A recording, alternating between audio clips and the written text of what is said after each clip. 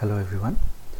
In the previous lecture, I had introduced some of the basic concepts in magnetostatics, where we saw how a force is experienced by a charge which is moving with a certain velocity v in something called a magnetic field.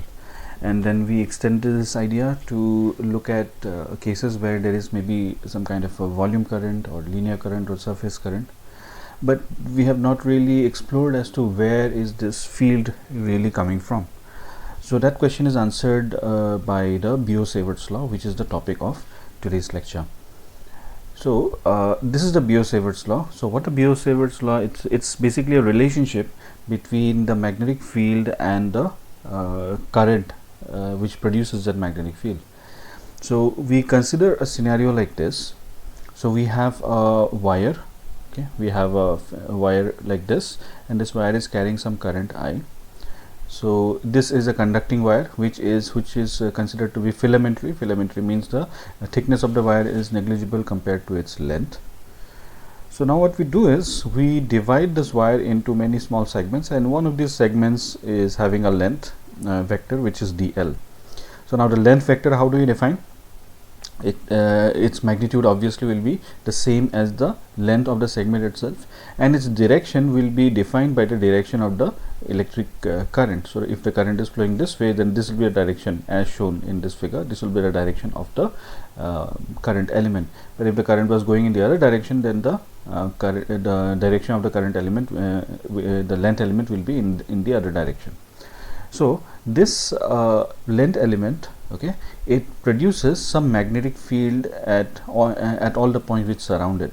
So we want to find out what is the magnetic field at some point P, which is at separation which is given by this separation vector r, and I want to find out what is the magnetic field over here.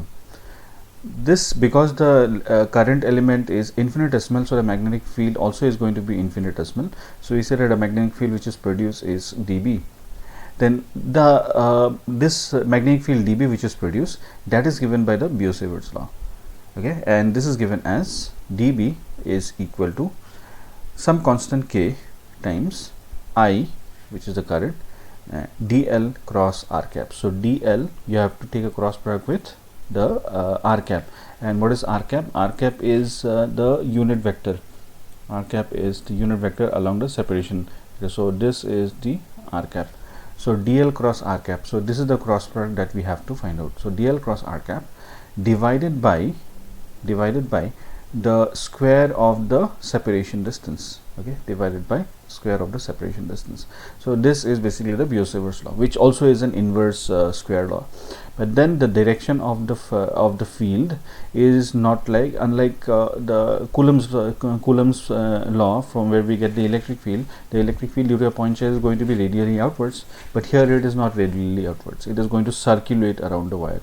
Okay, you can think about this. If you apply the cross product, so dl cross r cap, it will be in this direction. Some other point, it will be in this direction. So we could have a scenario like this. So let's say I have a wire, I have some wire which is carrying some current. Then at this point the magnetic field will be like this. At this point the magnetic field will be like this. At this point the magnetic field will be like this. Applying the cross product everywhere, you will find that the magnetic field will go something like this. So if you want to draw the lines of magnetic lines of force, this is how the magnetic lines of force will look like. Okay, it is going to circulate around this wire. So this also tells us that the magnetic lines of force, they do not start at any point, nor do they terminate, as opposed to electric lines of force. Electric lines of force, if I have a positive charge, the electric lines of force, they will always originate from that positive charge and they will be radiating outwards.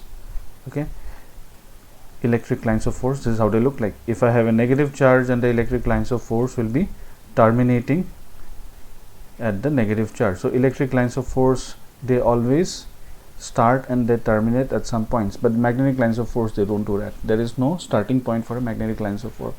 And this can be used to show that the magnetic monopoles, they do not exist. And this is basically the basis of that divergence law in the Maxwell's equations, that divergence of the magnetic field is going to be equal to 0. So basically it states that.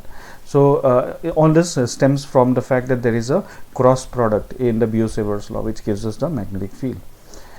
So now just like how we had done for the electric field, instead of writing this as r cap, I replace this r cap with the vector divided by its own magnitude. So the vector is r by its own magnitude. So when I do that, then in the denominator, instead of a square, we will get a cube. So this is the Biot-Savart's law. But the problem with this kind of expression is, if I take another segment, let's say some segment over here, then in that case r is going to change. So r is going to change, this quantity, okay, this unit vector is going to change, and this separation vector magnitude, that is also going to change. So for every element, line element, the r is going to change. So instead of doing that, what we do is we move on, as we did in the case of electric field, we move on to primed unprimed coordinates. That is, we keep r to be fixed, that is the point where I am trying to find out the field, that point we keep it fixed, and the point where we have the current element, that we keep it changed. So we do that by choosing a fixed origin. So we choose a fixed origin somewhere over here. So let's say that point we call it as O, and this place where I am trying to find out the field, that position we denote it as r. Then this current element, okay, so this one has got a vector r prime. So the separation vector now is going to be r minus r prime. So we just look at this. Earlier what was r? Earlier we had r here. So now that r has got replaced with r minus r prime, so we have ki dl cross. Instead of r, we will write it as r minus r prime divided by r minus r prime whole cube. So this is using the primed unprimed notations, and this is what we will be actually using from now onwards. Now when we talk about, so what is causing this magnetic field, we immediately see, look at the looking at the Biot-Savart's law, what is causing the magnetic field is the current, right? And what is the current? Current is basically a flow of electric charge. So suppose instead of how do you imagine this current? Through this wire, let's say I am having some current which is flowing. How do you imagine it? We can imagine the current as we have a stream of charges which are flowing through this wire. So that's what makes a current. So the next question is, if a stream of charges makes a current and current produces a magnetic field, is it possible to have a magnetic field due to a single point charge? So if I have a single point charge which is moving through space, let's say along a straight line, can we find out the magnetic field? And the answer is yes, because we have already seen how we can have this kind of correspondence in the previous lecture. So suppose I have charge q which is moving with some velocity v. Once again I am using primed and unprimed coordinates. So this is the origin. So r prime locates the position of the charge, and r locates the position where I am trying to find out the field. So this charge particle is going to produce its magnetic field, and that magnetic field, we get it, the expression for that magnetic field is going to be equal to k into q v cross r minus r prime divided by r minus r prime whole cube. So this is how we get this.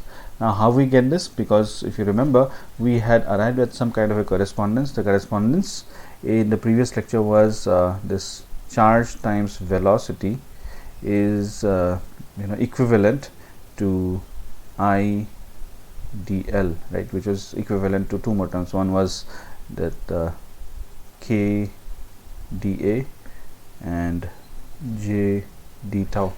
So this is something that we had arrived at. So I just take this part, and over here we already have a IDL. There is an IDL. So this IDL that we have over here, this IDL, we replace it with q into v, charge into velocity. So that's going to give us the magnetic field due to a moving point charge. So now what about this constant? I have introduced the Biot-Savart's law, but what about this constant? Okay, the constant is the constant k. It will have different values depending on what kind of system of units you are following, just like the constant in case of the Coulomb's law. Okay, the constant k in case of the Coulomb's law. So in different systems, these are the different values that the constant are going to take. Okay, you can see the values, they'll be changing from system to system. Okay, just like how we had k for the Coulomb's law, where in SI system the value of k is going to be equal to 1 by 4 pi epsilon naught. So here it's going to be mu naught by 4 pi. So now let's have a look at an example. So wherein we see we find out a magnetic field due to an infinitely long straight wire. So we can use the Biot-Savart's law to find out the magnetic field due to this kind of a scenario. So we have a wire which is carrying some current. I want to find out basically the field, magnetic field at this point P. So this is the Biot-Savart's law. So dB, that is this current element that we have here, we have a small current element. Some of the things that we introduce here, the point P, it is at a perpendicular distance of r. So distance, the P is at a distance, perpendicular distance of r from this wire itself. The wire is carrying some current I. The current element is dl. The position of this current element with respect to, I mean this point which is directly along on this perpendicular line. So we can find out the distance of this current element with respect to this point, and that distance is L. And this position vector of the point, the field point with respect to the current element is r. Okay. So now this dB, the magnetic field which is produced here, is equal to mu naught by 4 pi. I am using SI units, into I dl cross r, this vector, divided by this magnitude of this vector cubed. Okay, so this is what we have. So this is the Biot-Savart's law, starting from the Biot-Savart's law. So now we are going to find out the magnetic field, okay, at this point, because obviously we have to integrate over this entire length of the wire. So now for that, what we do is we will just simplify this cross product, which is dl cross r. So look at this one. So we have dl cross r. This dl cross r, what will this be equal to? This dl cross r will be equal to dl into r perpendicular. So what is r perpendicular? Let me draw this over here so that it becomes clear. So we have dl like this, and then we have r, which is this way. So this is the vector dl and this is the vector r. So now in this direction I want to find out the magnitude dl cross r. So this is what I want to find out, and this we already know. So suppose the angle between them is theta, then this we already know is it is equal to r into dl into sine of this theta, this angle between them. Now let us just combine this r sine theta. Okay, so what is r sine theta? R sine theta is this component of r, right? So this is the r sine theta component, which we write it as r perpendicular, the component of r which is perpendicular to this to the direction of dl, okay, into dl. So this we can write as r perpendicular into dl, and that's what we do here. Okay, and what is this r perpendicular component? This r perpendicular component is nothing but your capital R, this perpendicular distance of the point, field point, with respect to the wire. Okay, this we had, as we had already defined. So this is nothing but your r dl. Okay, so I want to find out the magnitude here. That magnitude is going to give us r dl. So therefore dB, the magnitude of dB, it is going to be equal to mu naught I. The magnitude of this infinitesimal magnetic field is going to be equal to mu naught I r, mu naught I, this capital R I am getting from here, divided by 4 pi times dl, and this one we can get it just by applying the Pythagoras theorem. This length is L, this is r, and we are trying to find out the hypotenuse. So it is going to be r square plus L square, under root r square plus L square, that is r square plus L square to the power 1 by 2, and it is cubed, so that's why we get the power of power 3 by 2. So therefore we want to find out the magnetic field. So all we need to do is, we just need the magnitude of the magnetic field. All that we need to do is we need to just integrate this. So we need to integrate the mu naught I r by 4 pi. It's a constant which will come outside the integral. So inside the integral we have this. This is a standard integral, and you can work this out for yourself. This is going to be equal to 2 by r square. So this 2 will get cancelled, and there will be a 2 which is left behind. This r will cancel out one of the r's in the denominator. So this gives us a magnetic field equal to mu naught I by twice pi r. So this is a familiar result that you would have obtained in your maybe school when you had done magnetostatics. So this is the result that we get. And what about the direction? So direction, we know it's just going to be a cross product of the current element and the r. So whichever direction we are required to find out the magnetic field, that is going to be the direction. And then in this case, in case of straight wire, we know that it is just going to circulate around this. So depending on which point we are looking at, we can just find out the direction of the magnetic field using the cross product, but the magnitude is going to be this. Okay, so this is an application of the Biot-Savart's law to find the magnetic field in a simple case like this.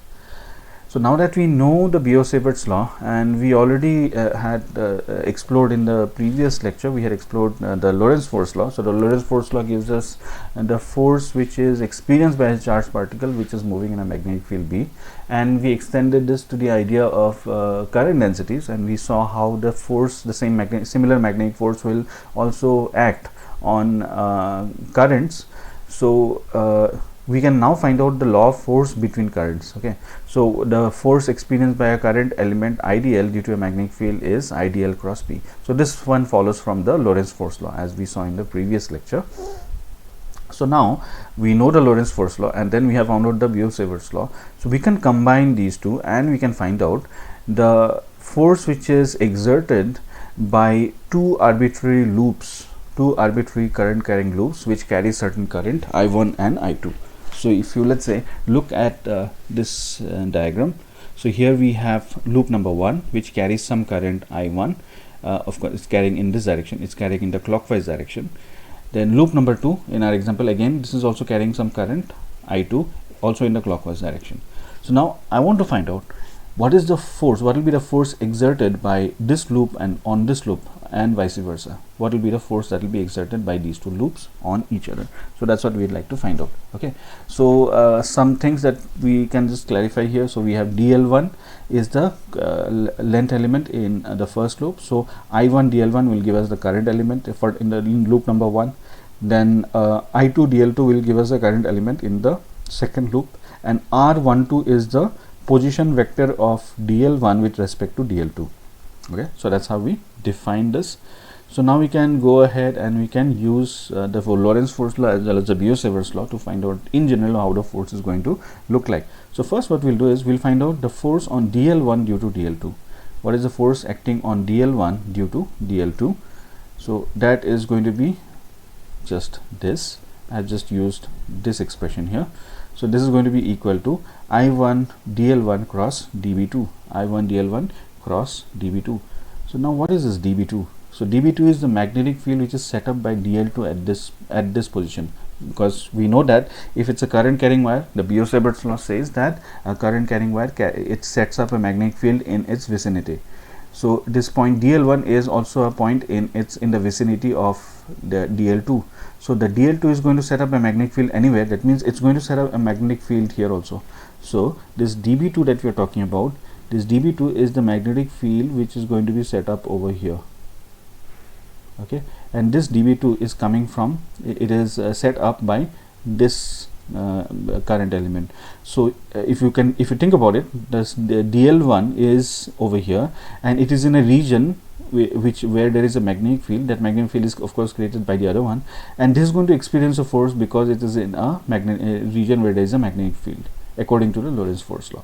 So the current element is I1 DL1 and the magnetic field is dB2. So that's why F12, the infinitesimally small force which is created, which is exerted on this current element due to this one, is going to be simply I1 DL1 cross dB2.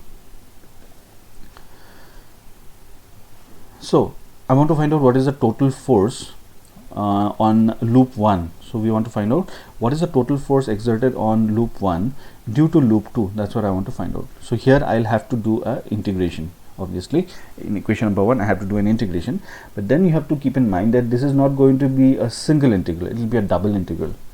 Okay, first what we have to see is we have to keep this current element constant, and then we have to integrate over the entire loop. So that is going to give me the current which is this is going to give me the force which is exerted on this entire loop by only this current element. Okay, then I take another current element and then again integrate over this. So that will give me the force exerted on this loop due to this current element, and the next current element and the next current element. So like that we are going to end up integrating over this loop also. So not only do we need to integrate over this loop, we have to integrate over this loop. So which means the current we have to integrate over this loop, and the magnetic field we have to integrate over this loop. Okay, wherever this magnetic field is coming from, we have to integrate over this loop. So this is going to be a double integral, okay, of equation number 1, which is taken over both loops. So this is how it's going to look like. So we have one integration over the first loop, another integration over the second loop. Now I have written it in this way, but it need not be in this order, because the loop 1, the configuration of loop 1 and loop 2, they are independent of each other because they are arbitrary. So you might as well want to take the integration of loop 2 first and then loop 1 first. So it's really does not matter the order of this integration, it does not matter.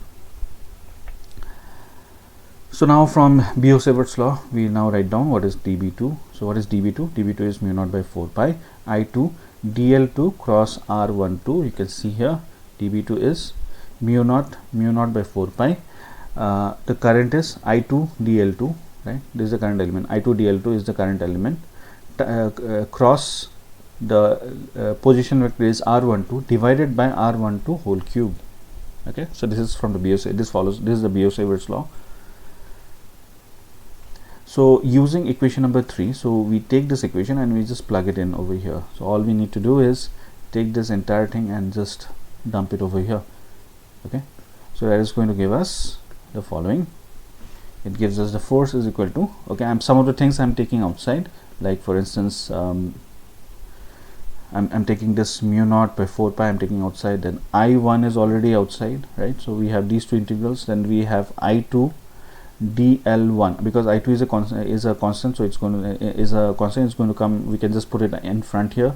There is already a dL1. Now remember, it's a cross product, so we are not allowed to change the order. Okay, so first vector will be dL1, so we have dL1 crossed with dL2 cross R12 divided by R12 modulus R12 whole cube. So this is using equation number 3 and equation number 2. So now I'll bring some more of these terms. So we see that, because again this I2 is also a constant, so I2 will also come outside. So mu naught by 4 pi I1 I2, then this 2 integral, then we take this triple cross product, we take it into the numerator. So dL1 cross dL2 cross R12 divided by modulus R12 whole cube. So this we call it as equation number 4. Now before we proceed further, we need to work out what this triple integral is, because leaving the triple integral like this, it can be really it can lead to very ugly situations later on. So we need to first figure out if there is any way by which you can simplify this. Okay, so for that we invoke what is called that means we need to evaluate this one, and to evaluate this we invoke what we call as the back cab rule. I mean, at least in Griffiths is called as the back cab rule. You could refer to the first chapter where in Griffiths, where he does this review of vector analysis. Over there he mentions something called as the back cab rule. So basically back cab rule, it gives you a simple way of remembering the triple cross product. So suppose if I have a cross B cross C, this equates to B into A dot C minus C into A dot B. So that's why it looks like A B A C minus C A B. So back cap. So that's why it's referred to it that way, so that it's easy to remember. So we can use the back cap rule over here. So you can see in this case, so if I call this as a vector A, this I call as vector B, and this I call as vector C. So we are having a cross B cross C.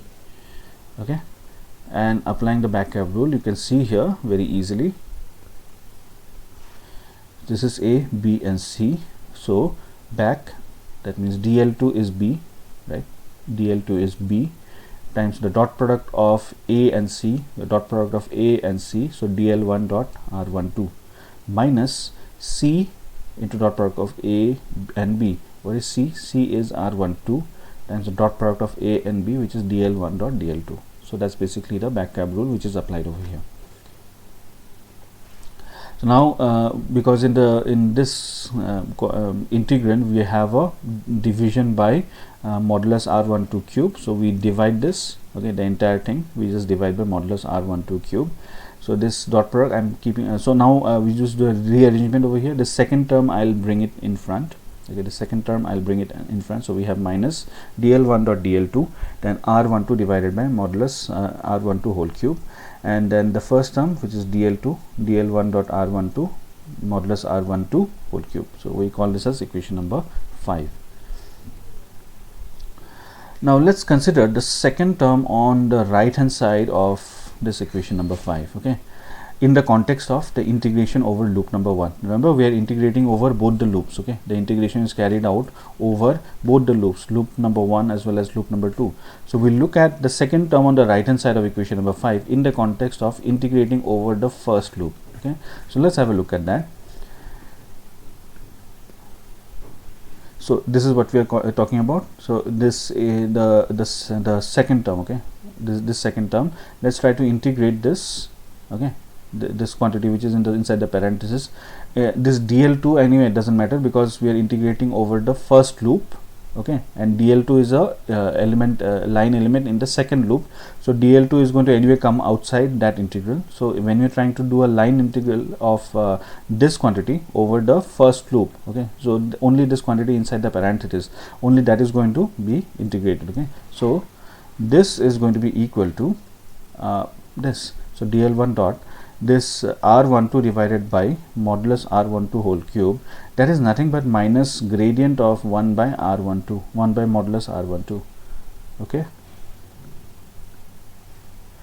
so how did we get this? We get this from this basic result, which I think we had done this, I had introduced that to you in one previous lecture also, and I think that was on the scalar potential, scalar electric potential. So over here we know this basic result, that is gradient of 1 by modulus r is equal to minus unit vector divided by the modulus square. Okay, and that of course can be written as the vector divided by the position vector divided by minus position vector divided by the cube of the magnitude of that position vector. Now what is this subscript 1 here? This is like, it is not to confuse you, it is simply to clarify that this gradient that we are finding here, this gradient is with respect to the line elements in the first loop only. Okay, so that's why I just put a subscript over here. So this quantity we realize that can be written as minus gradient of this quantity. Okay, so from using this basic result, and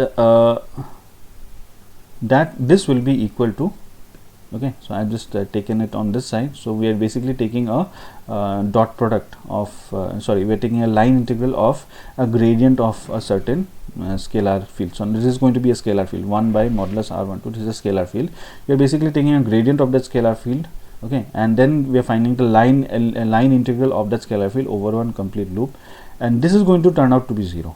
Okay, I claim that this is going to turn out to be 0, but you can see it very easily using again the fundamental theorem for gradients. So according to the fundamental theorem of gradients, if I have some scalar field t, and then I take the line integral of the gradient of that scalar field between 2 points a and b, then that will be simply the difference in the value of the scalar field at the 2 points, at the 2 boundary points. So that's basically the fundamental theorem of gradients. So that means this line integral, it depends only on the initial and the final points. But now here are we having initial final points? Of course not, because we are integrating over the entire loop. So in the entire loop means initial and final points, they are going to be the same. Okay, if initial and final points are same, then the value of this this scalar field at that initial and final points, that will also be the same. So when I take the difference between them, that is going to give us the 0 here. So that means the second term, if whenever I am integrating over the first loop, the second term is going to be anyway it's going to turn out to be 0. So which leaves us with only the first term, and this gives us f1 to be equal to this quantity. So now of course we cannot simplify this integral any further, because if you want to simplify this, we need to first of all know about the geometry of the distributions. So what kind of what will be the shape of the two loops? We need to have information about that. So without knowing that, we cannot proceed with this integration. So but nevertheless it gives us a general rule, and some more insights that we can draw is it displays some kind of a symmetry with respect to the integrations, because if you can see the integrand that we have here, so we have r12. Okay, so we have r12, so f12 will give the r12 here is going to determine the force F12. So if it is F21, this is just going to be R21. Okay, so R12 is going to just give us the direction of the force. And in the denominator we have modulus R12 cube. So modulus R12, it really does not matter. Modulus R12 is the same as modulus R21. Okay, so it doesn't matter. Then now and in the numerator again we have a dot product. Again dot product is commutative, so does not matter whether you take it as dl1 dot dl2 or dl2 dot dl1. So it really does not matter. So you can see that there is a symmetry with respect to the integrations. So whether you integrate with respect to 1 first and then integrate with respect to 2, or integrate with respect to 2 and then integrate with respect to 1, the result is going to be just the same. Okay, so this is the law of force between two current loops, and which displays this kind of a integration symmetry with respect to the integration. And the actual value of this integral, like I said, it depends on what kind of a shape, what kind of actual shape does the two current loops they have. Okay, so with this we come to the end of this lecture. Thank you.